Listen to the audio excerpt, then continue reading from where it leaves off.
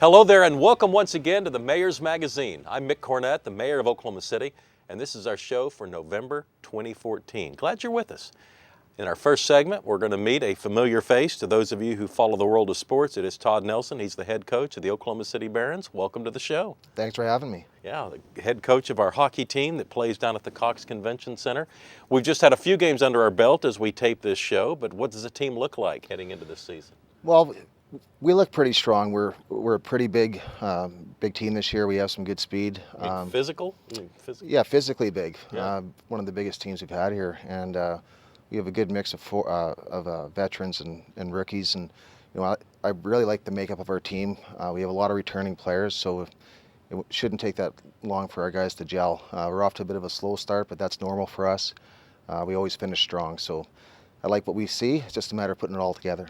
What do you see that Edmonton is looking for when they're scouting young talent for people to put into their system? What do you see a trend, a pattern in what they look for? Well, I think it differs from player to player. Right now Edmonton wants to be bigger. That's why we have these big kids playing here for us. So when you say big, give me some sizes. For instance, we have a centerman that's 20-year-old. He's 20 and he's 6'5", 230. Yeah, okay. So that's a big really man. big. Yeah. And So you played on defense. Yeah. And it's typically a bigger position. Yeah, I was known as one of the smaller guys. I was 6', 200. Yeah. Which I think is the perfect size for a defenseman. Of course. Yeah. But we have a pretty big club, and Edmonton's trying to get bigger so they can play a heavier game, because the conference that they play in is really heavy, meaning they play a heavy game, physically. They're a lot stronger, so they have to try to get bigger in a short time span. It's our job here to help graduate these players moving forward. Mm-hmm. How have you interacted with the fan base here? And I know there's a lot of loyal supporters of your team. Oh, it's been excellent. The people that come to our games, they're very passionate, they're loud, and just a good group of people. I can say that on behalf of the whole city. Ever since I moved here 4 years ago, it's been a great place to live and really enjoy it here. Mm-hmm. And the league is an outstanding league for generating talent. And I think people in Oklahoma City appreciate the professionalism and the ability of the players. The officiating seems to be a check off above what has been in Oklahoma City's history. How do you foresee the AHL and their level of professionalism adding to the experience? Well, we're one step away from the best league in the world, and we have a lot of players that have played time up in the National Hockey League. So it's a very good league. It's highly competitive. You mentioned about the officials. I always think that they can do a better job, but it's a league that it's a place for people to come and get better at what they do, and that includes myself. My goal is to go to the National Hockey League eventually, and so it's a good training ground for everybody. How does the interaction work between you and the general manager at Edmonton? Are they tapping into your opinions on these players about whether or not players are ready for the call-up, or do they do that and then inform you what they've decided? No, it's a two-way street. We have excellent communication with Edmonton.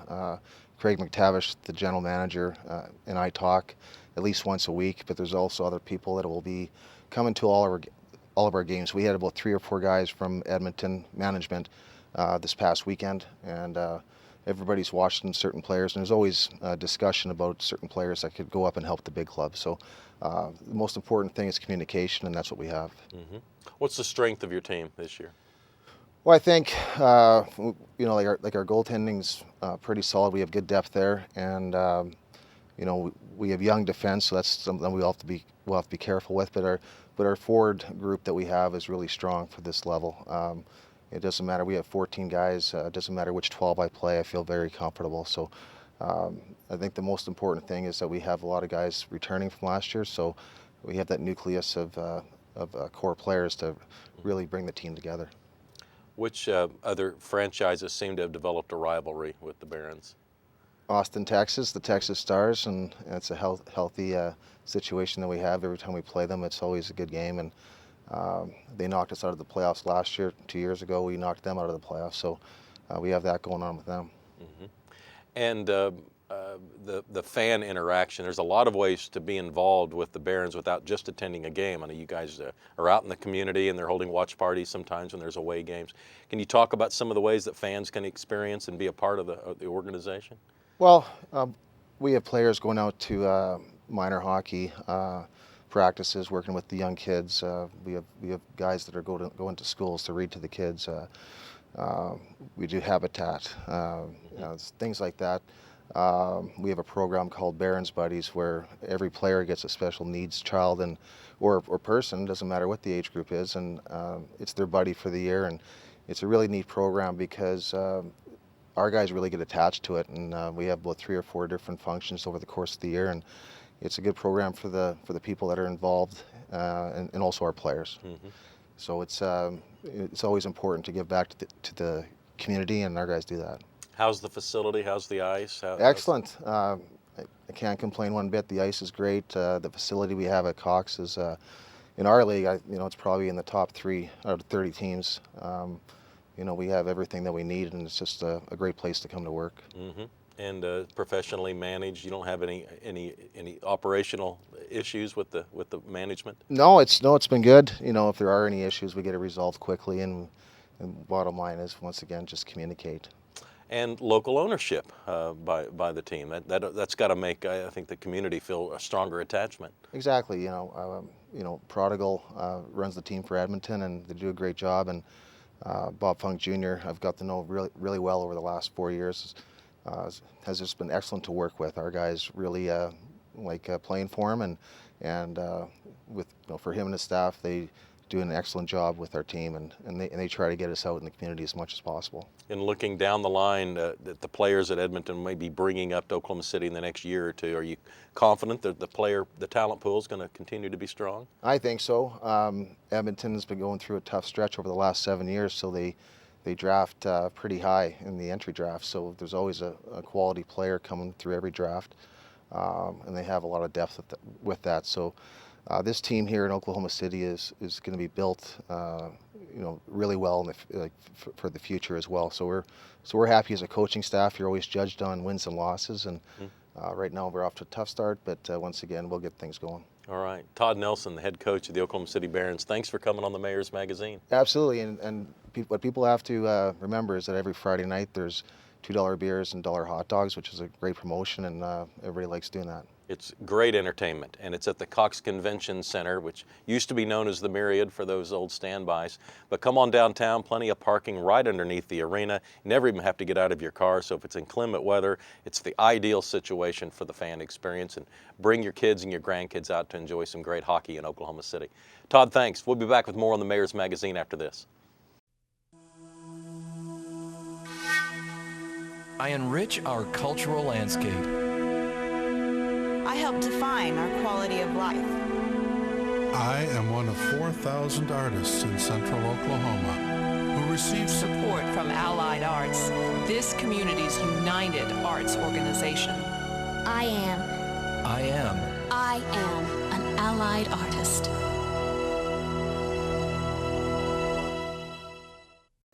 Welcome back to the Mayor's Magazine. In this segment, we're going to revisit downtown in December because it's just about December.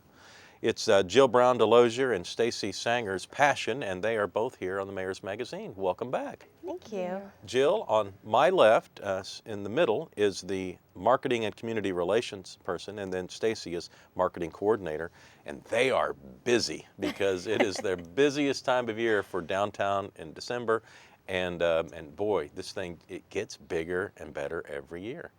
Okay, so it starts November 14th. November 14th. Yeah. So this show airs throughout November, so it could be future tense and it could be past tense, but regardless, it's still going on or about to. Yes. Yeah, we really need to rename it. It's not just in December, but the ice rink will open November 14th, and then all of the other events start to unfold right after that. Well, as I recall, it started with the ice rink. That was, in the beginning, that's about all we had. We had the ice rink, and that was kind of cool. You could go downtown and skate outside, which we had never been able to do before in Oklahoma City.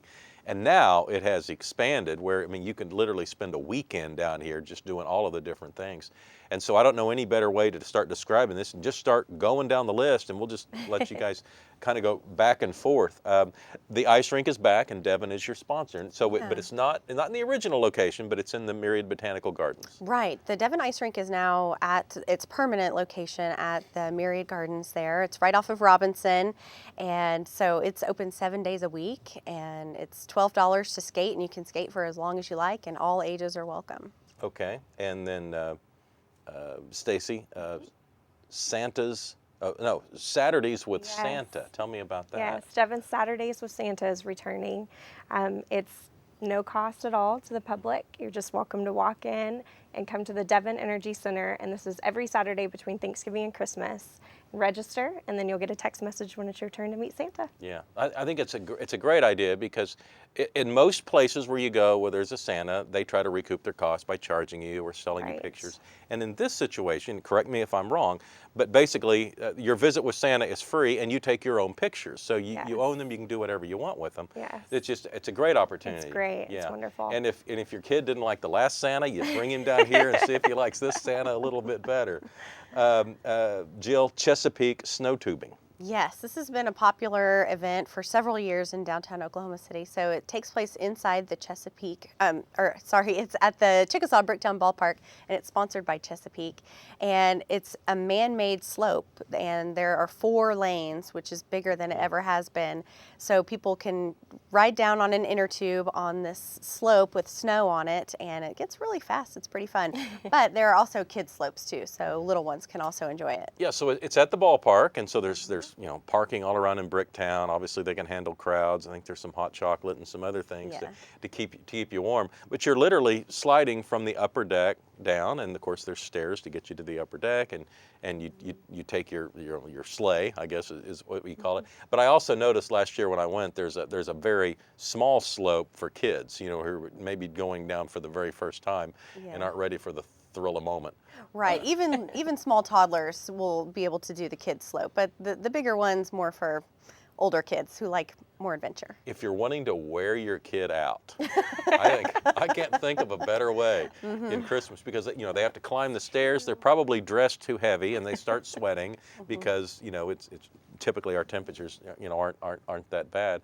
But I mean, the kids are exhausted when they finish. What is it, an hour and a half? Is that a longest session? Well, that's how it used to be. This year we've made it even better, so get them even more exhausted. You can buy an all-day pass now, so. All right. So you could go snow tubing, go across the street and eat some lunch, come back, snow tube some more. But yeah, it'll be open all day. That's great. And there are 4 slides now. As I recall, we used to have like 2, right? Right. It was just 2 lanes. Then last year was 3, and we're expanding to 4 this year. That's great. So in business school, it's called flow and yes. all of these things. Yeah, I understand the business model. It's working great for us. Okay, the Sandridge Tree Lighting Festival. What's that? Yes, this year we are honored to have you come light the tree again for us, and it's the day after Thanksgiving, and it's from 5 to 7, right before the Thunder game. So swing by and then head to the Thunder game, and we'll have hot chocolate, snacks, popcorn.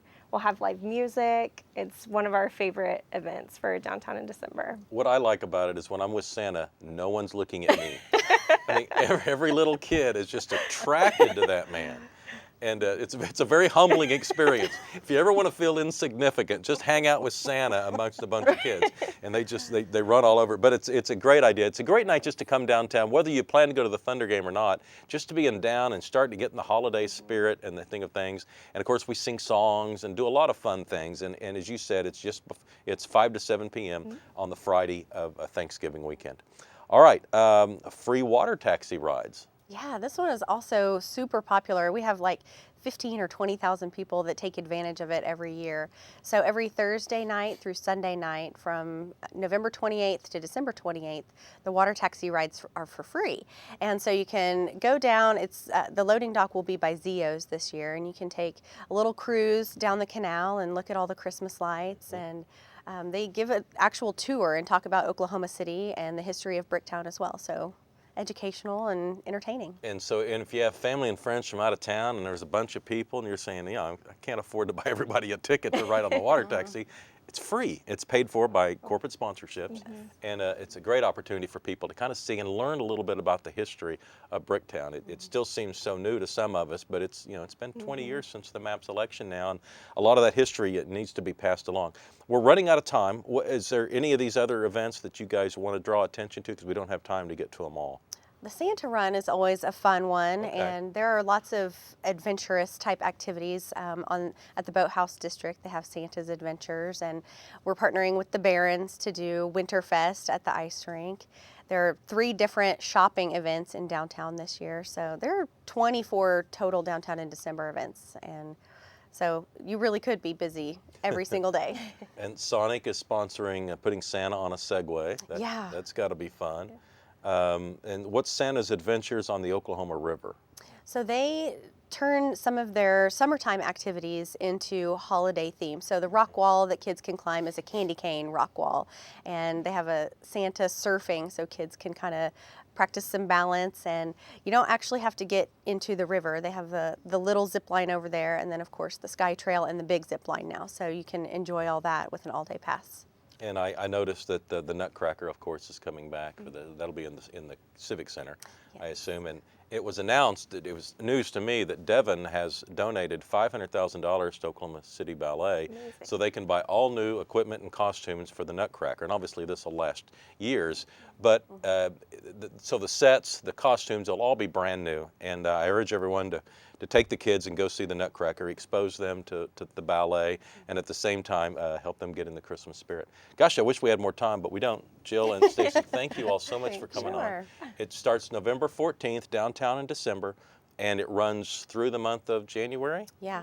Into February, or just The ice rink will be open into February, and snow tubing is open through January 4th. All right, great. Thanks you for all the work you all do. Thank you. All right, and we'll be back with more on the Mayor's Magazine after this.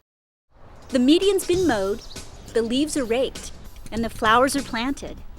The beautification efforts of neighborhood volunteers really make a difference.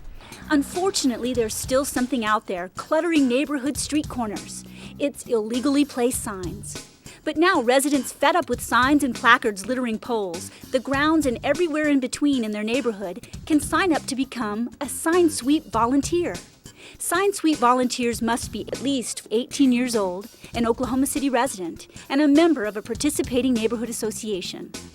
The city will train neighborhood sign sweep volunteers to identify illegally placed signs and empower them to remove and dispose of them.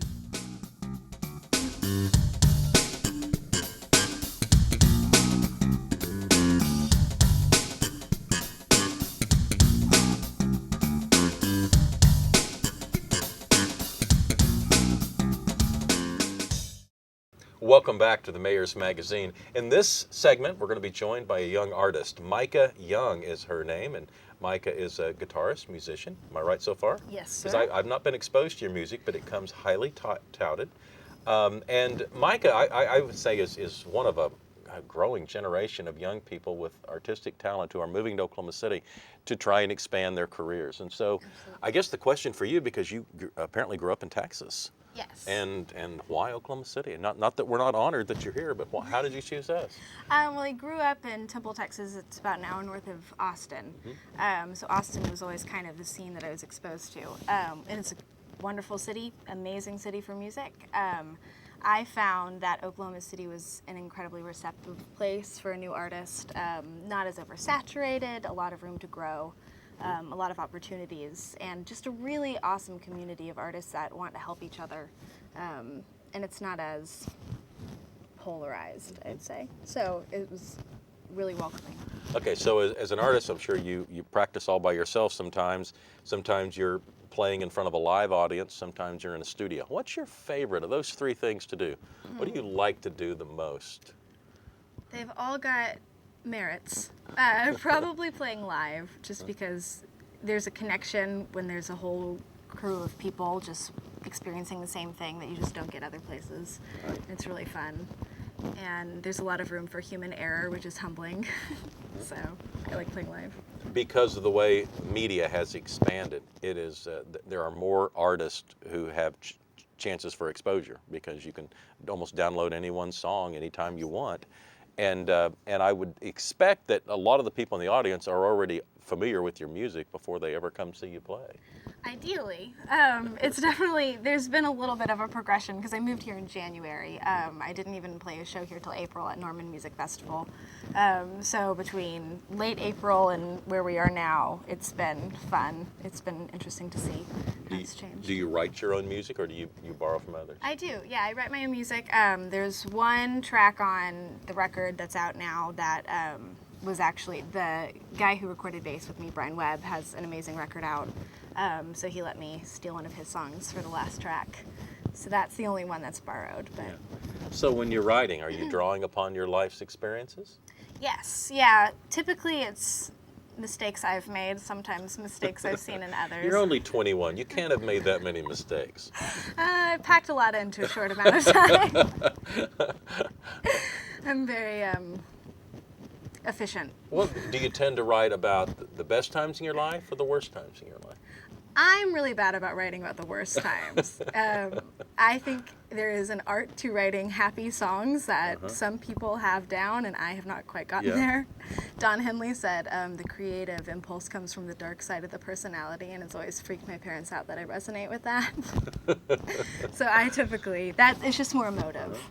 Well, how would you describe it then? Your music, blues, or is it something different? There's some blues influence in there. There's definitely some blues influence. It's hard.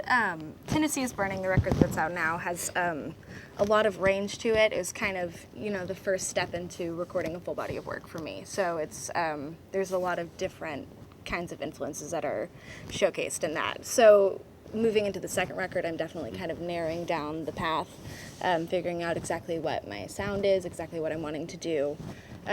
So there is a lot of blues in it. There's, it's just kind of a hodgepodge, really. I definitely want to move forward with more bluesy elements in the future. What have you drawn your inspiration from? Are there other musical artists that you adhere to, inspire to be like? Absolutely. I was very fortunate to have a father who was very interested and inspired by music growing up, and exposed me to a lot of that from a very young age. So I was, exposed to like Moody Blues and Fleetwood Mac and everything starting really young. So those I've carried with me. Paul Simon, gotten the chance to see a lot of them live, which is life-changing. So definitely Fleetwood Mac is a big one. Really love Stevie Nicks. So are you working on new material all the time? I am, yeah. This one has been interesting because it's definitely coming in the form, because before Tennessee is Burning, I'd never written a record. It's always just been sporadic songs to play live. So I think having that experience kind of informed the process moving forward. It's been interesting. It's like I'm writing for that. And will you be by yourself when we come back and I'm going to perform? I will actually have Chavez Solis with me, who is playing guitar. Phenomenal guy. All right. Chavez Solis will be playing with Mikah Young when we return. And that's going to end our show. So let me say thank you right now for coming on the show. Thank you for coming to Oklahoma City. And it's inspiring to see so many young and talented people coming here to enrich the cultural image of Oklahoma City. We appreciate you.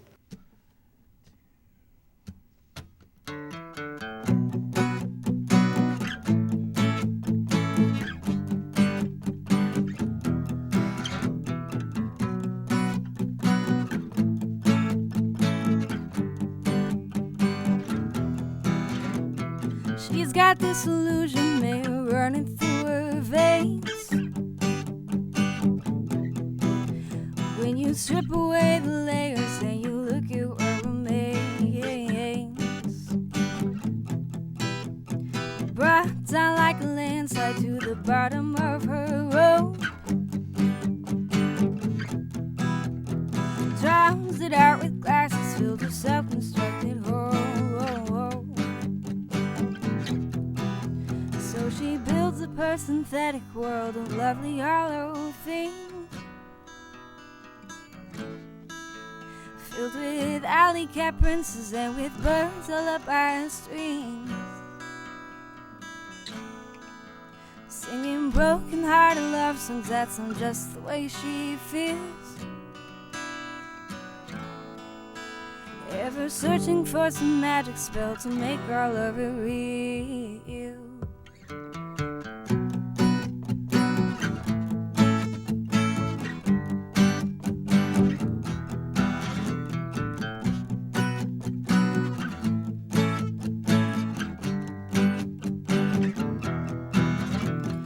smiles at the moon in daylight, dancing faded through the sky, just to capture the attention of the nearest passers-by. She's made paper chains of broken hearts that reach from coast to coast. She's got strongest veins of poison for the one she loves the most. No one knows the things she's hiding from, or running from, or dreaming of, or trying to escape. No one knows the darker places her mind goes when she's dying just to keep herself away. Oh, oh, oh, oh,